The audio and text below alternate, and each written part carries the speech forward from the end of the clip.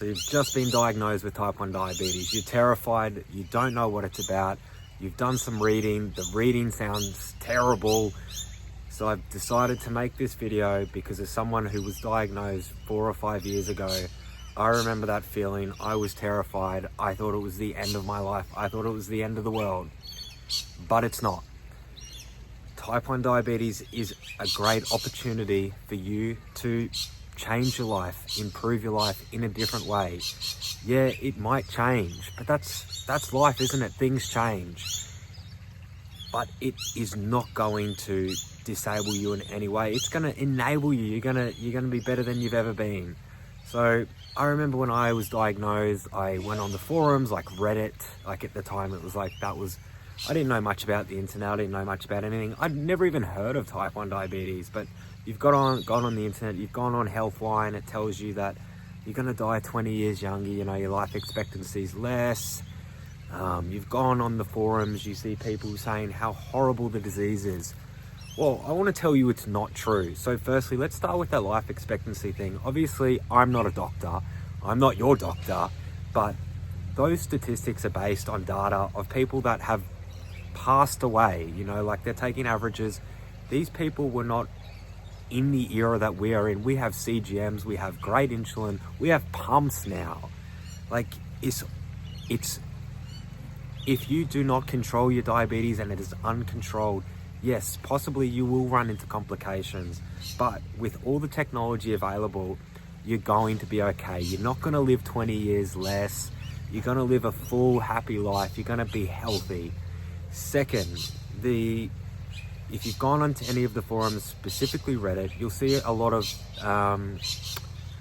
scary posts. You know, I see a lot of people talking about how unhappy they are and how depressed they are, and I feel so terrible for them. And I know everyone deals with the disease in their own way, but it does not have to be something that burdens you. And that's something that I thought when I was first diagnosed. I thought, man, I've lived the last 21 years as a normal person. You know, I used to drink milkshakes and I used to, you know, eat whatever I wanted without any thought. It was the good times. And I'm not sure whoever's watching how old you are, how many years you've lived as a normal person and now your life has to change. But your life, yes, your life will probably change. It doesn't have to. You know, you have the technology available, you have the pump, you can do your carb counting. But to make your life easier, yes, things may change a little bit, but not in a bad way. We all know we should eat healthier, even if you're a normie. If you're a normie, you know you should eat healthy, but you're like, oh, I might have the milkshake. Oh, I might have the hamburger with the extra chips. And I might do that every day and I don't really care, you know, but this is an opportunity for you when you've got type 1 to take accountability. Take accountability for your health. Eat healthier. Focus on whole foods. If you're into low carb, you know, maybe try low carb. Maybe try, I'm not sure, whatever diet model you want to go to, but you're going to change your life in the way that, yeah, you're going to prioritize whole foods. Maybe you won't eat the bad foods as often, but that's going to benefit you in the long run. So that 20 years that they say you might live less, you're outdoing it now because you're living healthier. You have that accountability. So a really important thing to do in life is when you deal with any hardships, you need to reframe it.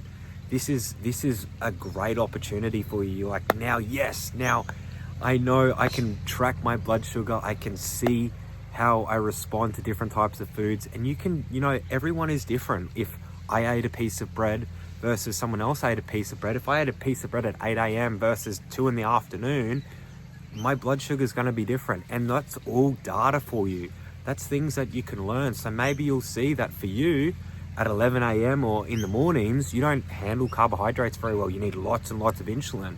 So maybe you think, yeah, well, maybe I'm insulin resistant in the morning. Maybe I should just avoid those carbohydrates and just eat a high protein, high fat meal or something. So you get that data, you get that opportunity to analyze your data. And another thing, your doctor gives you blood tests. Well, at least in Australia. If there's any Americans, I don't know. But maybe, you know, in Australia, you get those blood tests. You can keep track of your health markers. So if anything bad was to creep up outside of your diabetes, like, I mean, diabetes isn't the be all and end all. There's other diseases. You, every 3, 6, 12 months, whatever you do, you're keeping track of those health markers. So if something is to happen, you're going to get in early. Whereas if you were a normie, you probably don't go to the doctor. You know, you probably, oh no, I don't want to get my blood tested. But now you have that accountability, you have that responsibility. So ultimately, you're going to live longer than these normies. But not to say anything bad about normies. I'm only playing. So if you've just been diagnosed, don't be worried. You know, people won't judge you. That was the biggest thing for me, is when I was diagnosed, I was 21 in university. I'd always gone out. I'd always been popular, and I thought, oh my gosh, I'm going to lose all my friends. I'm so embarrassed, because unfortunately the stigma to it is diabetes is associated with, you know, type 2 diabetes, which in a lot of cases is lifestyle related, is bad food choices, all of that sort of thing, not to get into that. So you've been put into a category with the same word, diabetes, and you feel that stigma. People don't know about it. I didn't know about it. I never even met a type 1 diabetic. So, and it, you know, doesn't always run in people's families. It's, you know, there's not a lot of awareness. So that's why another reason I wanted to start this account is to try and bring a bit more education. It's not our fault. It's an autoimmune disease. It's like being celiac, like gluten-free. Like, it's no one's fault. We just got bad luck. You know, our body attacked itself. Damn it! It's like that stupid pancreas. What's it doing? So just stay positive.